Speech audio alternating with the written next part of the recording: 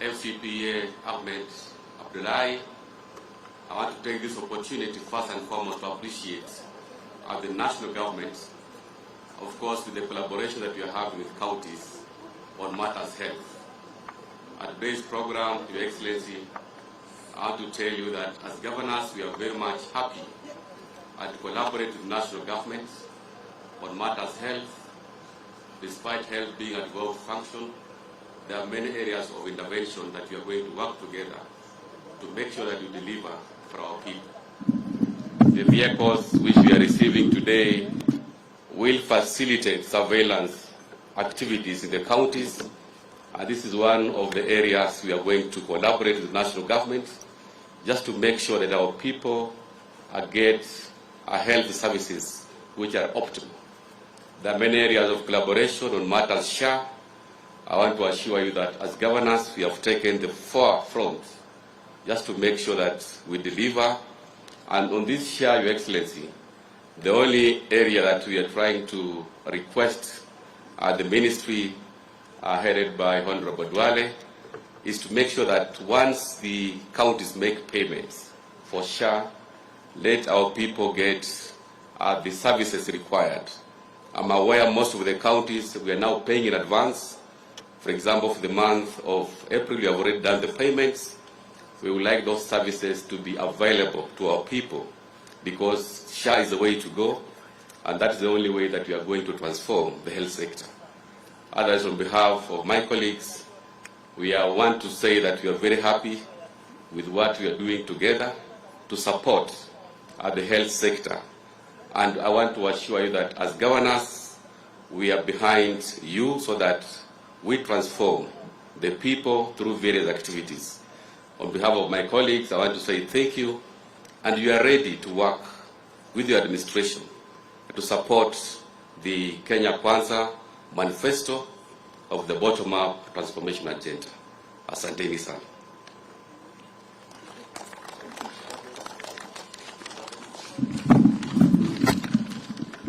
Your Excellency, the President and the Commander-in-Chief of the Defense Forces, Honorable Governors, Principal Secretary from the State Department, Departments of the Ministry of Health, Your Excellency and distinguished governors, today marks an important milestone in our national and county collaboration.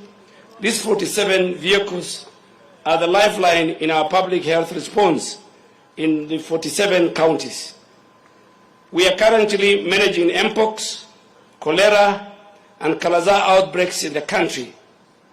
These outbreaks have exposed the gaps in transport, in digital reporting, human resources, and field coordination in our counties.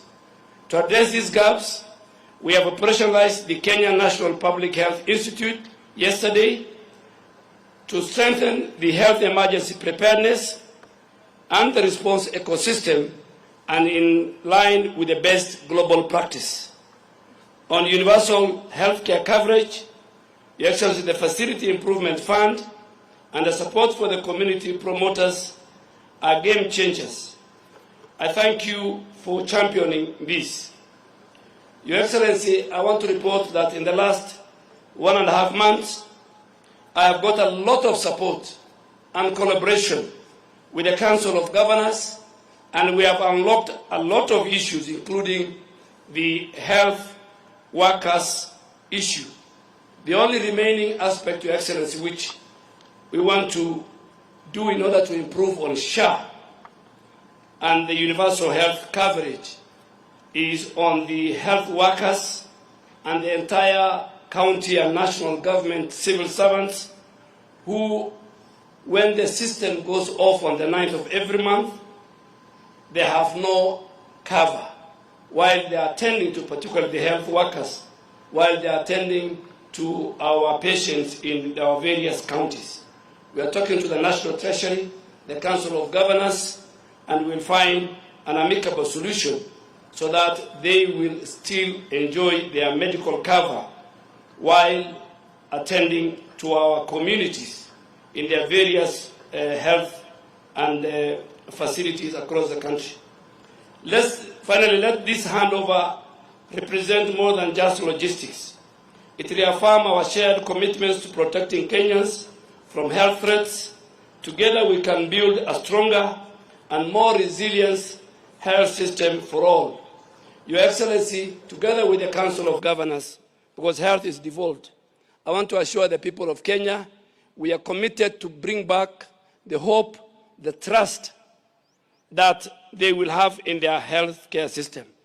And finally, to ask my good colleagues, the governors, that let these vehicles be specifically used for surveillance so that when there is an incident somewhere, we have a vehicle that can be sent by the county to go and pick samples to deliver to our national laboratories and county laboratories for ease of finding out what type of the outbreak is. So these vehicles, I really want to urge them to be used for that particular purpose and support that we receive from many global partners. Your Excellency, with those many remarks, it is my duty and honor to invite you to speak to the country and to all of us who work within the health sector and flag off the 47 county surveillance vehicles that will help us monitor outbreaks in all over the country in the shortest time possible.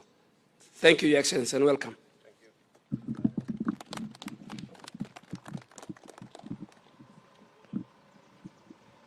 Thank you very much. Your Excellency, Governors, distinguished members, and here represented by the CECs, ladies and gentlemen, I am pleased to preside over the official handover of disease surveillance vehicles to each of our 47 county governments. These vehicles not only enhance logistical capacity, but also symbolize the national government's commitment to strengthening public health systems and disease surveillance infrastructure at the grassroots level in line with our bottom-up economic transformation agenda. As part of the lessons learned during the COVID-19 pandemic, Kenya has made remarkable strides in strengthening public health surveillance and emergency response systems through collaborative efforts and strategic investments. Among the key achievements are enhanced preparedness measures, improved traveler screening at points of entry for early detection of health threats and timely activation of rapid response mechanisms. We have also deployed digitized integrated disease surveillance event-based systems in all 47 counties, streamlining processes at both the facility and community levels. Additionally, surveillance officers and frontline responders have been trained and deployed across the country. At the same time, the government has significantly expanded molecular diagnostic capacity and improved referral systems in our regional laboratories. These efforts have reduced turnaround time for case confirmation during outbreaks and enhanced our ability to respond swiftly to emerging health threats. Ladies and gentlemen, as we continue to confront both ongoing and emerging health challenges, we must remain unwavering in our resolve to protect the health and well-being of everyone within our borders. Counties are the first line of defense in our health emergency preparedness and response efforts. It is through strong collaboration between the two levels of government that we succeed in building a resilient, responsive, and accountable health system, one that not only responds to crises but also is capable of preventing them. The progress we have made in disease surveillance, emergency response, and diagnostic capacity has formed a strong foundation for successful rollout of our universal health coverage plan and reinforces our commitment to long-term health systems resilience. Since we launched Taifa Care in October 2024, over 22 million Kenyans have enrolled with Social Health Authority with an average of 45,000 new registrations daily, a clear indication that Kenyans are embracing our universal health delivery model. Last evening, Duale, I think 49,000. Yesterday alone, 49,000 Kenyans registered. and about 22,000 actually went the next step to go through a means testing and paid.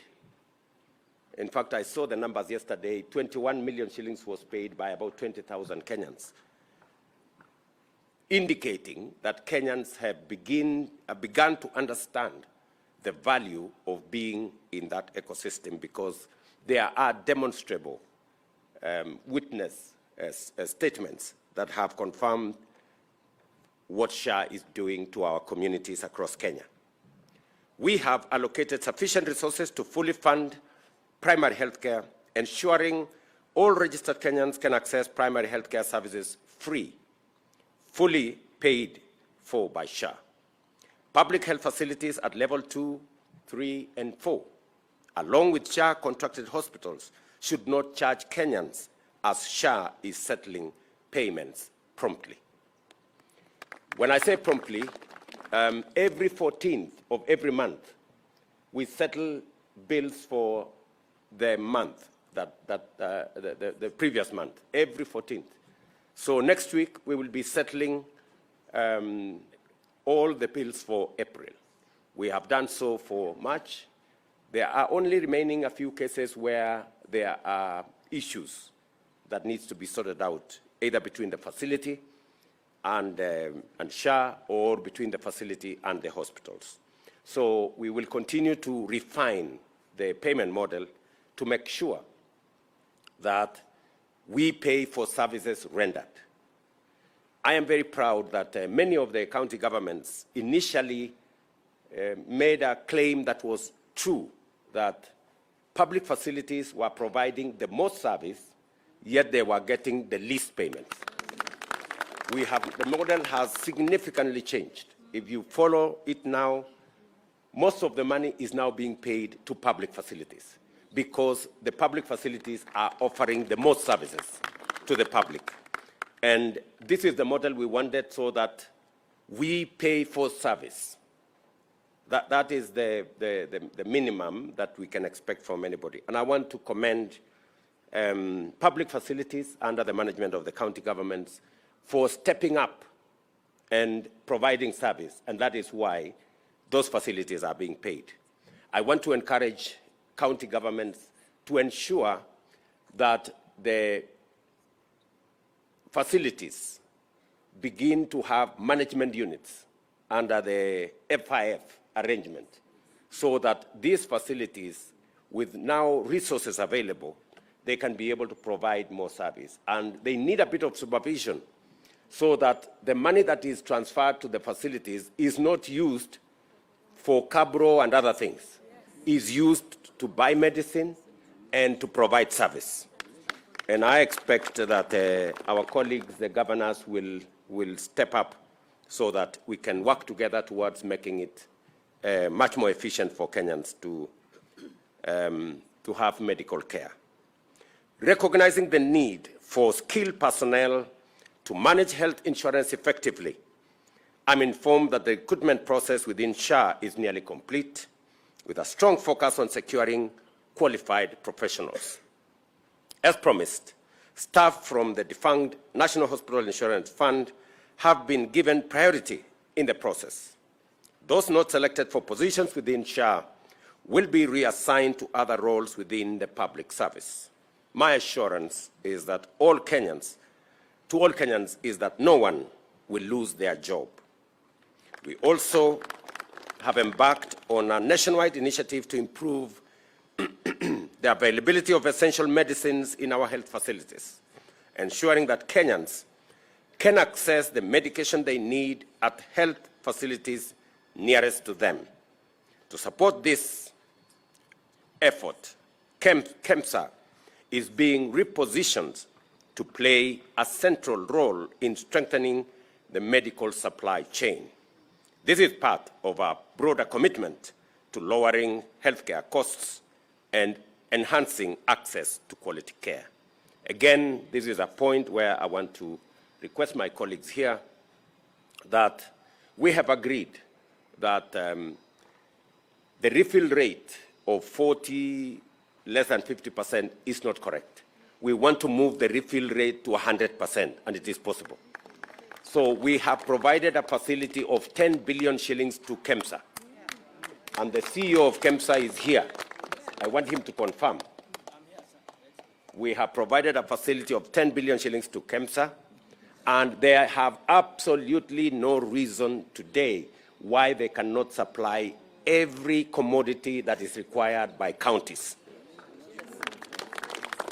My request to the county governments is we also need to make sure that as KEMSA provides commodities, they are paid. It is the only way, you know.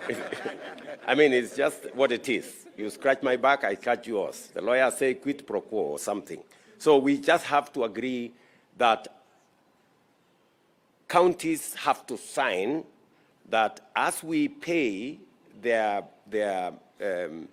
share claims, we will make sure that we pay for the medicines that are being supplied by KEMSA. I think that is the agreement that we have. And good people, we all agree that the biggest quarrel from the public in public health facilities is the Hakuna Dawa thing. Yes. So we must deal with this Hakuna Dawa. And that is the only thing that is still holding us back. Yes. So this Hakuna Dawa thing, we must deal with it.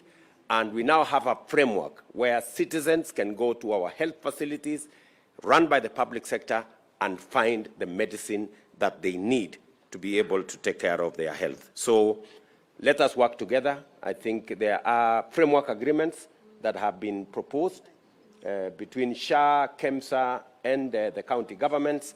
Let us just find it in that framework so that we can facilitate the availability of drugs and commodities and medicines in our public facilities.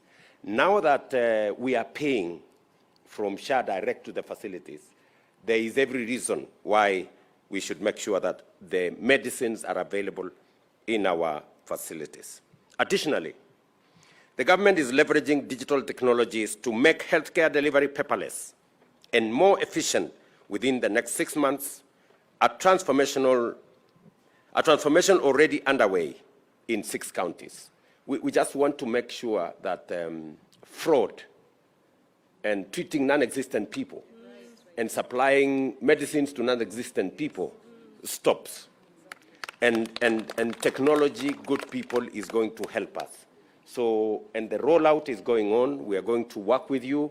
We are already working with 6 counties. We will roll it out.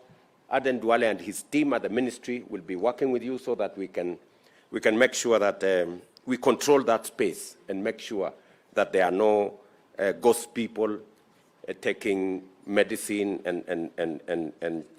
and stealing from us. Let me also say one more thing to congratulate all the counties. We now have a list of all the facilities you want equipment to be supplied. I want to ask the ministry to now focus on making sure that we work with the county governments on the facilities they have recommended so that we can make sure that all the requested equipment are available in the facilities. And then we can move to the next level for the facilities that cannot be placed under the fee-for-first service arrangement. I already made the commitment that we're going to pay 30% for the ones you want to purchase outright, and the counties will pay the balance over a period of time. So again, I want that process to come into force so that we can roll out the full scale of our health facility development. Let me say this. We needed to sort out payment. We needed to sort out commodities, and we needed to sort out equipment. Those are the 3 things that we need to sort out, and we are going to do it collaboratively. As I conclude, let me also say one more thing. I am very happy that now I did instruct the Ministry of Education to work on a framework that will facilitate counties to continue giving bursaries to our students.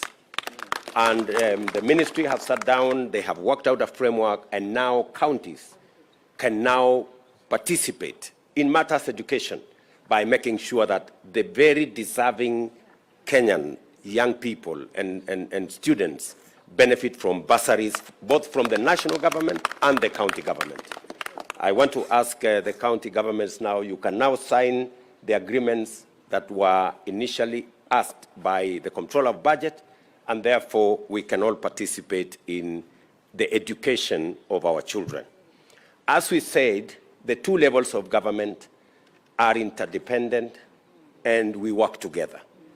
So although education is a national function, but we want the support of the county governments in especially matters to do with bursaries.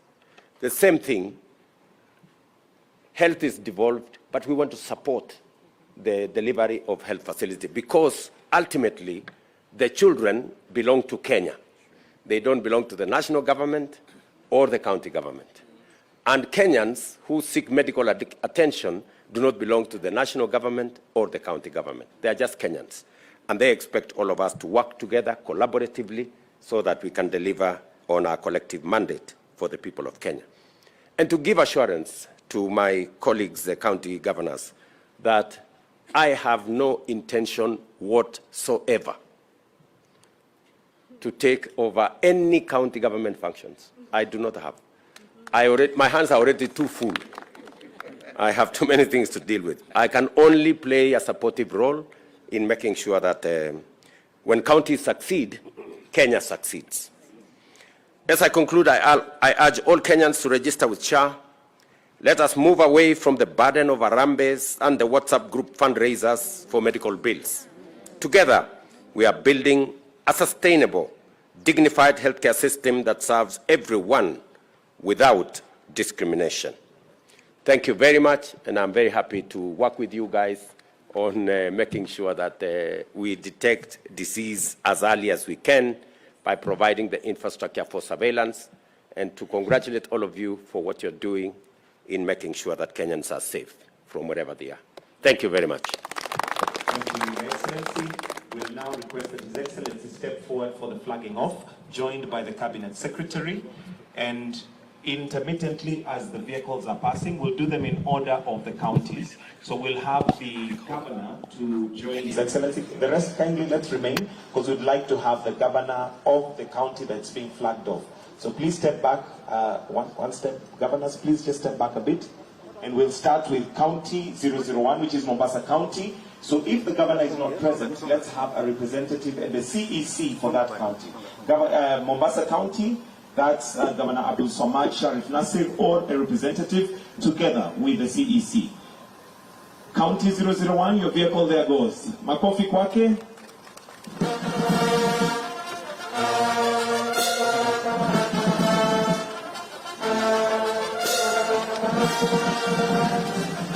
So the Governor can step out and have Kwale County. Kwale County.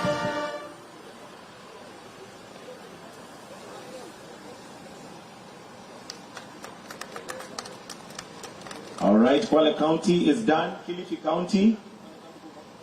So Kwale County, you can step back. Kilifi County. Remember, it's the Governor or representative. Tana River County. Followed Tana River County currently. Lamu County. Lamu County.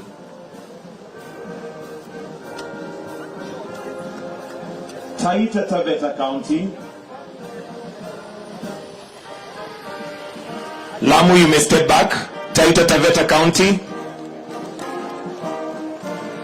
Garissa County. Taita Taveta, you may step back. Garissa County.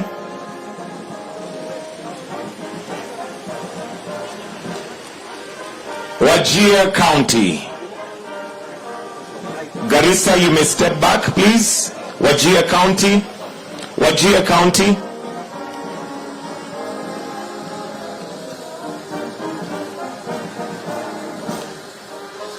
Mandera County. Mandera. Mandera. Marsabit should be on standby. Mandera County. Thank you. Marsabit.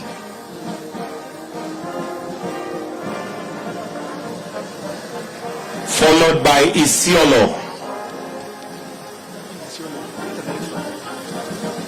Meru County.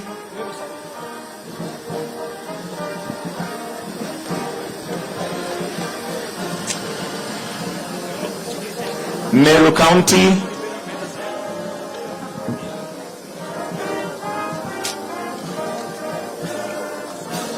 Tharaka Nithi follows.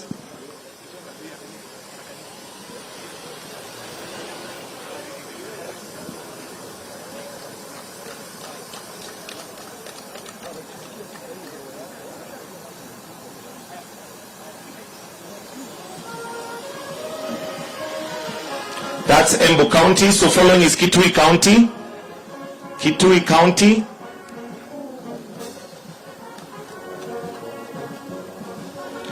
Followed by Machakos County.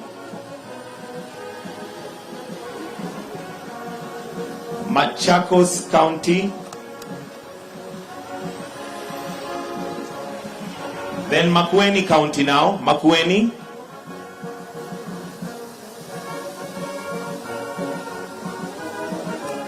Followed by Nyandarua. We are now on Nyandarua.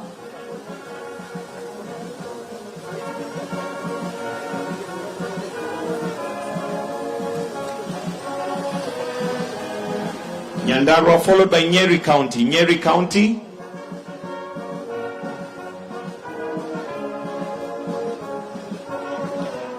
That's Nyeri County. Next should be Kirinyaga County. Kirinyaga.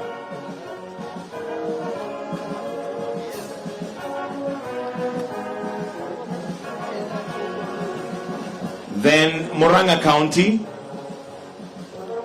Murang'a County.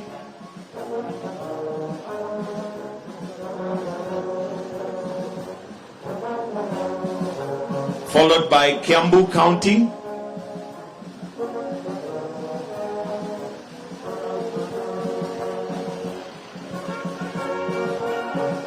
Turkana.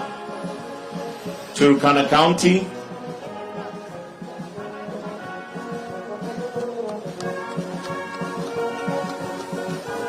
West Pokot.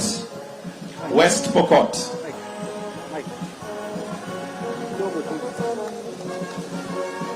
Samburu. Samburu County.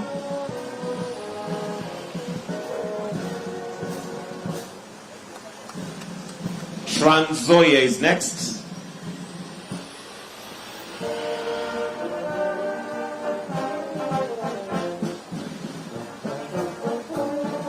Trans Nzoia followed by Uasin Gishu. Uasin Gishu County.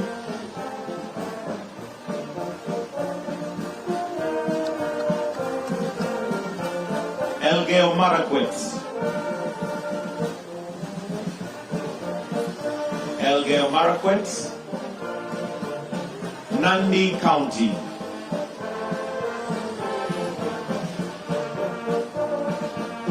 Nandi County. Baringo.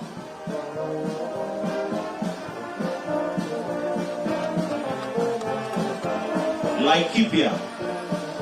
Laikipia. Laikipia County. Nakuru County.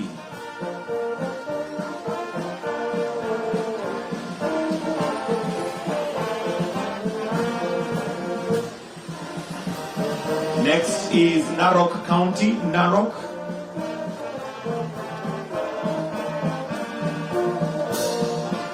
Kajiado.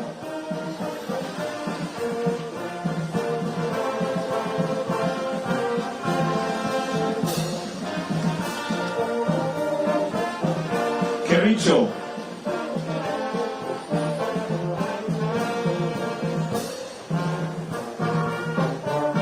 That's Kericho. followed by Bomet.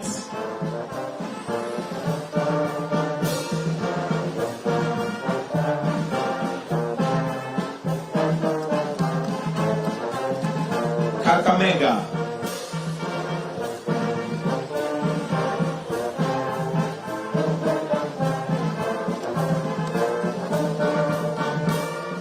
Vihiga. Vihiga County is next.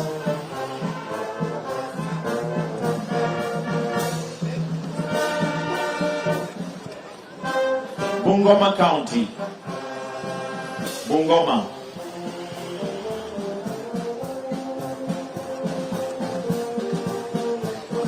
Busia County.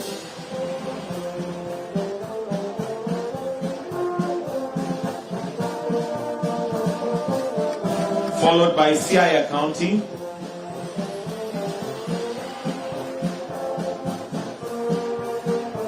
Siaya County. Followed by Kisumu County. Kisumu County. Homa Bay.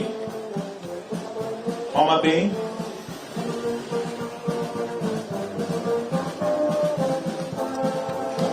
Migori. Migori County. Kisii. Kisii County. Kisii. Nyamira. Nyamira County. And the last one, Nairobi County.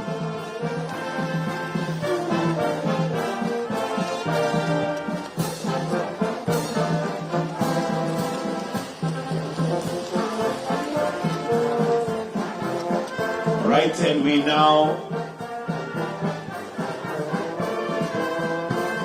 will then stand for the anthem. Kindly tusimame wima kwa wimbo wa taifa. Wimbo wa taifa.